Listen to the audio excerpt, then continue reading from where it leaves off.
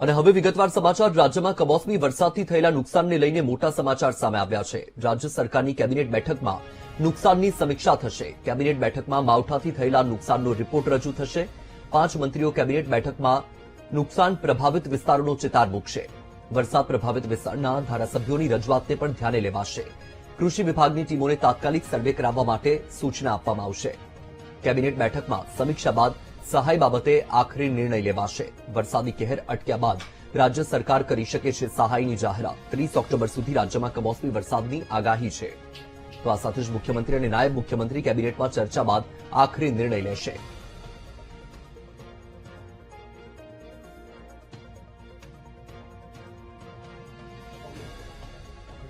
તો આપણે જણાવી દઈએ કે કમોસમી વરસાદ અને તેના કારણે મોટા પાયે નુકસાન થયું છે, ત્યારે હવે કેબિનેટ બેઠકમાં નુકસાનની સમીક્ષા કરવામાં આવશે। માવઠાથી થયેલા નુકસાનનો રિપોર્ટ રજૂ કરવામાં આવશે। મુખ્યમંત્રી અને નાયબ મુખ્યમંત્રી કેબિનેટમાં ચર્ચા બાદ આખરી નિર્ણય લેશે। રાજ્યમાં કમોસમી વરસાદથી થયેલા નુકસાનને લઈને આ મોટા સમાચાર છે। તાત્કાલિક સર્વે કરીને સહાય ચૂકવવાની માંગ છે, ત્યારે રાજ્ય સરકારની કેબિનેટ બેઠકમાં નુકસાનની સમીક્ષા કરવામાં આવશે। વરસાદી કહેર અટક્યા બાદ જાહેર થશે અમલ। કેબિનેટ બેઠકમાં માવઠાથી થયેલા નુકસાનીનો રિપોર્ટ રજૂ કરવામાં આવશે। 5 મંત્રીઓ કેબિનેટ બેઠકમાં નુકસાન પ્રભાવિત વિસ્તારનો ચિતાર મૂકશે અને એ જે ચિતાર મૂકવામાં આવશે તેના આધારે સમીક્ષા કરવામાં આવશે। વરસાદ પ્રભાવિત વિસ્તારના ધારાસભ્યોની રજૂઆતને પણ ધ્યાને લેવાશે। કૃષિ વિભાગની ટીમોને તાત્કાલિક સર્વે કરાવવા માટેની સૂચના અપાશે। તો આપણે જણાવી દઈએ કે એક તરફ જ્યાં રાજ્યભરમાં કમોસમી વરસાદ છે અને કમોસમી વરસાદની વચ્ચે ખેડૂતોને મોટા પાયે નુકસાન થઈ રહ્યું છે, ત્યારે હવે નુકસાનીનો ચિતાર આ જે મંત્રીઓ છે એ આપશે કેબિનેટ બેઠકમાં। વધુ માહિતી મેળવીએ સંવાદદાતા મેહુલ દેસાઈ ફોન લાઈન પર છે। મેહુલ, જ્યાં એક તરફ ખેડૂતોને મોટા પાયે નુકસાન થયું છે, ખેડૂતો સહાયની માંગ પણ કરી રહ્યા છે, કેબિનેટ બેઠકમાં પણ ચર્ચા કરાશે, શું અપડેટ? બિલકુલ વાત કરવામાં આવે તો જે કમોસમી વરસાદ થયો છે તેના લીધે ખેડૂતોને પારાવાર નુકસાન થયું છે અને આની ચર્ચા જે છે તે કેબિનેટ બેઠકની અંદર કરવામાં આવશે।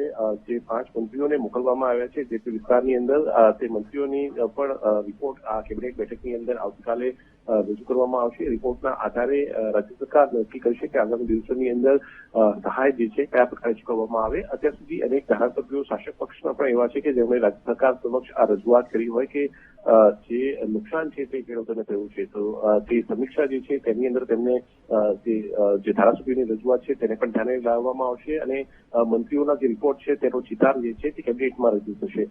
રાજ્ય સરકાર જે છે તે અત્યારે રાહ જોઈ રહી છે, કારણ કે તે 30 ઓક્ટોબર સુધી વરસાદની આગાહી કરવામાં આવી છે।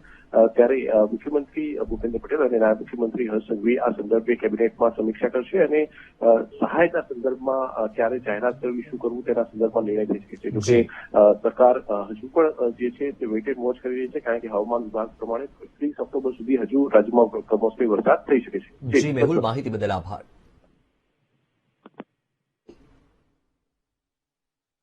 તો ગીર સોમનાથ જિલ્લામાં માવઠાએ વિનાશ વેર્યો છે। સૂત્રાપાડામાં જળબંબાકારની સ્થિતિ સર્જાઈ। કમોસમી વરસાદને કારણે ખેતરોમાં પાકની બરબાદી થઈ। વીટીવી ન્યૂઝ પર સૂત્રાપાડા વિસ્તારના ખેતરના આકાશી દ્રશ્યો સામે આવ્યા છે। જિલ્લામાં કમોસમી વરસાદના કારણે મોટું નુકસાન થયું છે। તો આ દ્રશ્ય તમારી ટીવી સ્ક્રીન પર સૂત્રાપાડાથી સામે આવ્યા છે। આકાશી દ્રશ્યો તમે દ્રશ્યમાં જોઈ શકો છો કે જ્યાં સુધી તમારી નજર પહોંચશે ત્યાં સુધી માત્ર ને માત્ર પાણી જ પાણી છે। એક તરફ ખેતરમાં ખેડૂતોનો પાક પણ ઉભો છે અને બીજી તરફ વરસાદી માહોલના કારણે જળબંબાકારની સ્થિતિ છે। વધુ માહિતી મેળવીએ સંવાદદાતા રોહિત છે ફોન લાઈન પર। રોહિત, એક તરફ વરસાદી માહોલ જામ્યો છે, ખેડૂતોનો પાક પણ ખેતરમાં ઉભો છે અને આકાશી દ્રશ્યોમાં પણ જ્યાં જુઓ ત્યાં પાણી જોવા મળી રહ્યું છે। વર્તમાનમાં શું સ્થિતિ છે? ચોક્કસથી ખાસ તો જે ગીર સોમનાથ જિલ્લા અને તેમાં ખાસ તો જે વરસાદ જે વર્ષો 72 કલાક સુધી એક ધારો સખત જે વરસાદ પડ્યો તેને લઈને જે ખેડૂતોના ખેતરો છે તેની અંદર હજુ પણ પાણી જોવા મળી રહ્યું છે। શહેરી વિસ્તારો અને ગ્રામ્ય પંથકોમાંથી તો પાણી નીકળી ગયું છે, પરંતુ ખેડૂતોના જે ખેતરો છે તે હજુ પણ પાણીની અંદર તરબોળ છે। ખાસ તો મગફળી, સોયાબીન સહિતનો જે પાક ખેડૂતોએ ખેતરમાં કર્યો હતો તે સંપૂર્ણ પાકને પણ નુકસાન થયું છે। તેની સાથોસાથ હજુ પણ જે પાણીનો પ્રવાહ છે તે ખેડૂતોના ખેતરોમાં જોવા મળી રહ્યા છે। જ્યાં સુધી આપની નજર પૂછે ત્યાં સુધી માત્ર સૂત્રાપાડા અને ખાસ તો જે દરિયાપટ્ટીના જે ખેતરો છે તે પાણીની અંદર તરબોળ છે। જી બિલકુલથી માહિતી બદલ આભાર રોહિત।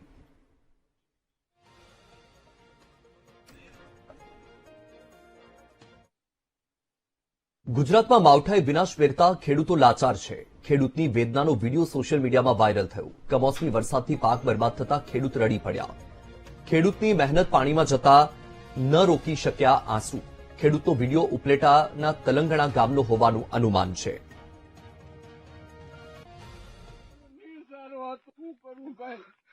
મારો વર્ષથી ગાડીનો નીર સારો હતો. મારે મજદૂર ના દેવાના બાકી છે. હવે ઈ તો ગાડીનો નિર્ણય નહીં થાય ભાઈ. રોહિતભાઈ અમે કઈ નહીં થાય બાપા. અમે મરી ગયા. મારે મજૂરી કેમાંથી દેવી ભાઈ. કુદરતી કર્યું એ બધાયનું છે, આપણે એકલાનું થોડું છે. મારા આટલા વર્ષની મહેનત મારી સાચી ગઈ વાત છે ભાઈ. તમારી.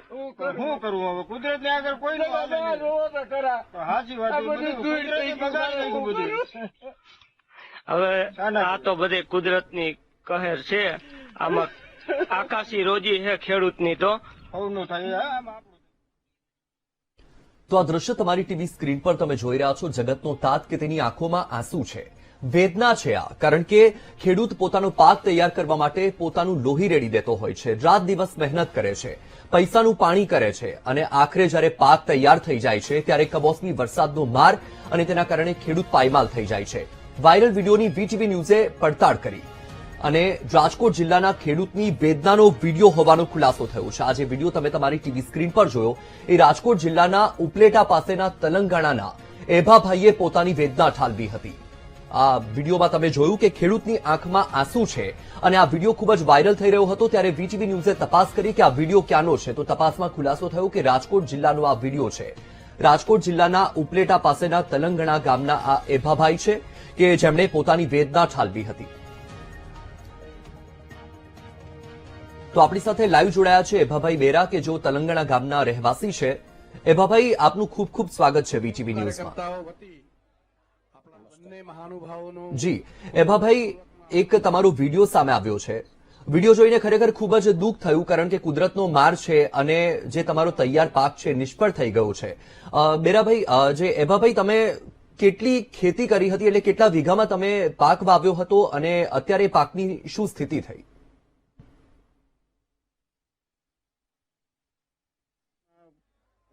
પાથરા કરી લીધેલા હતા અને બે દીથી આગળ ઝીણો ઝીણો વરસાદ આવતો એટલે વરસાદ તો હાલી શકે નહીં કે ડબ્બો હાલી શકે.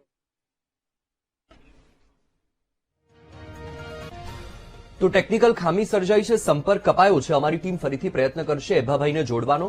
આ વિડીયો તમે જોઈ શકો છો અને તમે સમજી પણ શકો છો કે એક ખેડૂત કેટલો લાચાર છે કે જ્યારે તેનો પાક તૈયાર થઈ ગયો છે અને જ્યારે તેને લણવાનો સમય આવી ગયો અને તે સમયે જે પાક છે એ પાક નિષ્ફળ ગયો.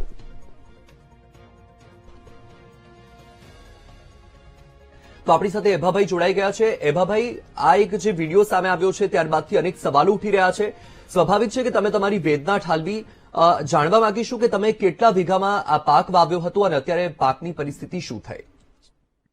મારે 5 વીઘાની માંડવી હતી. એ માંડવી અમે રાપ મારીને ભેગી કરી એ બધી મજૂરી ચડાવી મહેનત કરી અને 2-3 દિવસમાં મહેનત કરતા હતા. તો ધીમે ધીમે ઝીણા સાટા આવતા એટલે ઓપનર કે ડબ્બો કઈ હાલી ન હોગે તો કઈ કામ નતું થતું. આજ રાતે અતિ વરસાદ આવ્યો એને કારણે તમામ મોલ જે કઈ પાથરા હતા એ બધા પલરી ગયા. એમાં બધી ધૂળ જાણી કઈ થઈ ગઈ અને મારી પાસે ગાયું છે એટલે ગાયોનો નિર્ણય મારે વરદીનો આધાર હોય. એ બધો જે કઈ નિર્ણય સારો હતો એ બધું આજ રાતે જે વરસાદ આવ્યો ને એ બધું નષ્ટ થયો મારે. એભાભાઈ, કેટલો ખર્ચો થયો હશે આ તમને આટલી માંડવી તૈયાર કરવામાં? ખર્ચો સાહેબ એવું છે કે દરેક ખેડૂત ખબર છે કે અમે ખાલી ધંધા રાખી લઈને તો અમને 17,000 થી 18,000 રૂપિયા ખાલી ધંધા હાંકી લઈને તો ખર્ચો લાગી જાય. પછી જે મોલ ઉગી જાય ને ત્યાંથી માંડીને અમે દવા પાછો જે ખાતર પછી બે.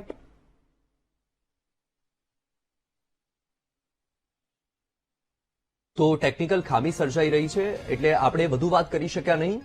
એભાભાઈ, આપ અમારી સાથે જોડાયા, આપનો ખૂબ ખૂબ આભાર. તો તમે સાંભળ્યું કે આપણી સાથે ખેડૂત જોડાયા હતા. ટેકનિકલ ખામી સર્જાઈ છે એટલે વધારે વાત ન થઈ શકી, પરંતુ તેમણે જણાવ્યું કે 5 વીઘામાં તેમણે વાવેતર કર્યું હતું અને જ્યારથી વાવેતરની શરૂઆત કરી ત્યારથી લઈને પાક તૈયાર થયો ત્યાં સુધીમાં પૈસાનો વ્યય પણ ખૂબ જ થયો છે.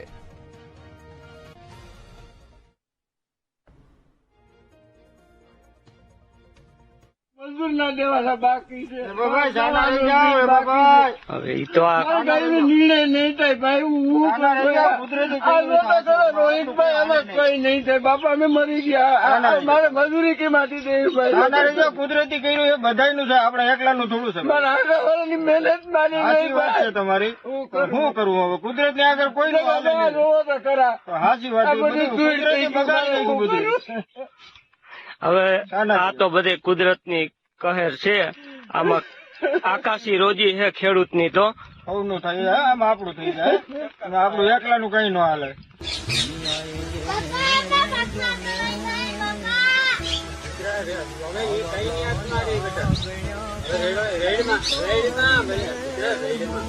આપણે ભાષણ કરીને હું દીકરા પાછા ખેડૂતના દીકરા કોઈથી ખરેખર લાસાડી નો રડાઈ પાછળ પેલી ગણાય છે.